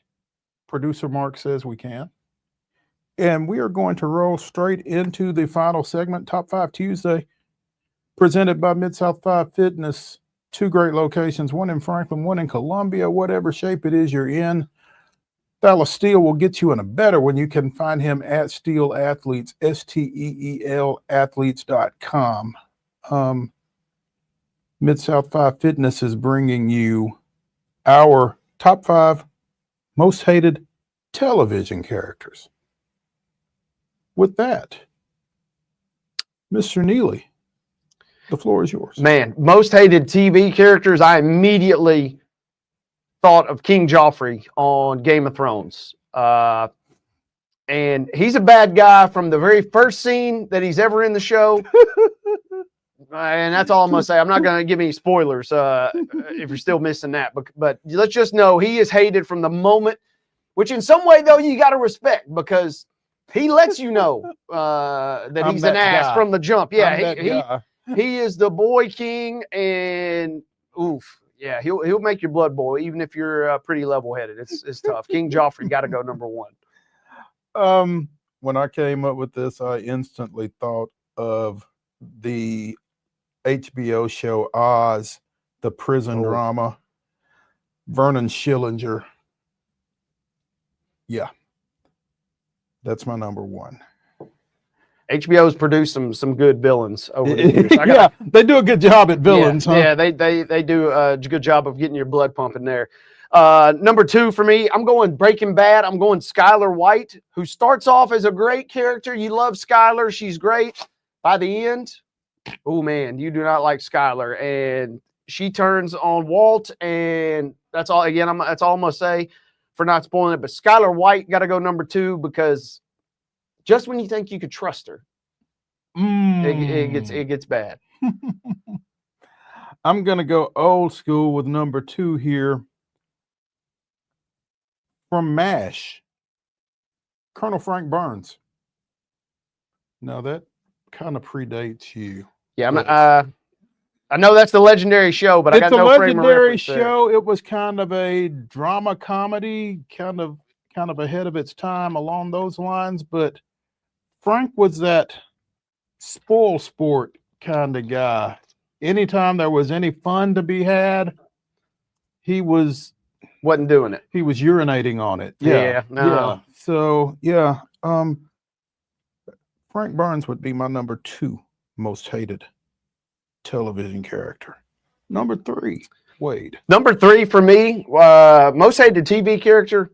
I like this guy, but he's a hated character. What about Mr. Burns from The Simpsons? Oh, come on, man. I mean, give me Mr. Burns. He's evil. Like I said, you kind of like him, and I know it's a comedy, but I mean, how can you not hate Mr. Burns also? He's just pure evil. Yeah. I mean, so much so he was even, they shot Mr. Burns. I mean, he made Homer's life hell. Yeah. I mean, and everybody else's. I don't like him. Yeah. That's even though I love him. Yeah. That's a good one. And it's interesting. So since you're going Sunday Night Fox, in the early hour, I will go an hour later to the legendary Married with Children, and I will go to The Neighbor, Al Bundy's, the burr under Al Bundy's saddle that wasn't Peg. Marcy Darcy. That was a show I was not really allowed to watch a ton with kids, so I can understand. But yes, good pull there. Al Bundy's thorn in the side, like you said. Without question. Absolutely. Yeah. That's funny. You're number 4. Number 4, since Chip mentioned it, I got to go Ralph Cifaretto from The Sopranos. From the moment Who Ralph, did he say? Vito? Who? I've not seen The Sopranos. Vito is one of the more heinous characters on the show, but Ralph really gets my goat. From the moment he shows up, he's just schmarmy, and he thinks he's better than everybody, and he's just got bad vibes. And I can't do Ralph. There's a couple guys on The Sopranos that are very unlikable, downright hateable, but Ralph is my number 1 for sure. You are definitely a vibes guy. I mean, you got to. I mean, like I mean, that's the whole point, right? It's tugging at my emotions, and when I see Ralph, I'm already kind of almost clenching the fist right there when he's on screen, tensing up. Which means obviously the actor is doing a great job. What's he getting ready to do? Yes. Yeah. Okay. All right. My number 4. Friday Night Lights. Buddy Garrity. Oh man. The classic "I've got money, so I'm in charge" kind of guy. It's a lot of those.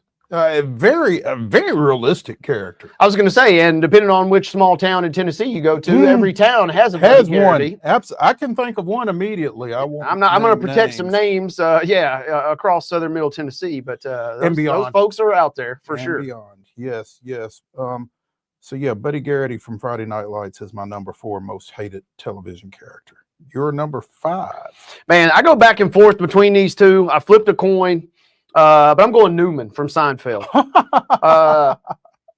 There was another character. I'll wait and see who you pick, but there was another character that was real close for me. But Newman, I mean, just when he shows up on the screen, I mean, Jerry literally said Newman. So I mean, Newman's got to go up there on number 5 for me.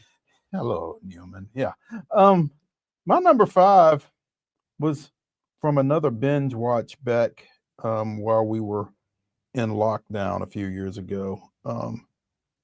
Justified. This woman was your, family matriarch who was just pure evil. Mags Bennett from Justified. If you've not seen it, then clearly you won't get it. But if you have, then you're sitting there nodding your head. Yeah. That's a show I got to go back and check out again. I've only seen a handful of episodes, and it was good. Mm-hmm. Maybe we'll add that to the binge episode too, because I know it's great. I know it's a good show. It is. And Margot Martindale did a great job with that. Soup Nazi was my other pick there, so it was between Newman or Soup Nazi. A couple of Seinfeld. Yeah, had to go with one of those two, and Newman more recurring, so I went with him. But could have gone Soup Nazi as well, right there at the end. There you go.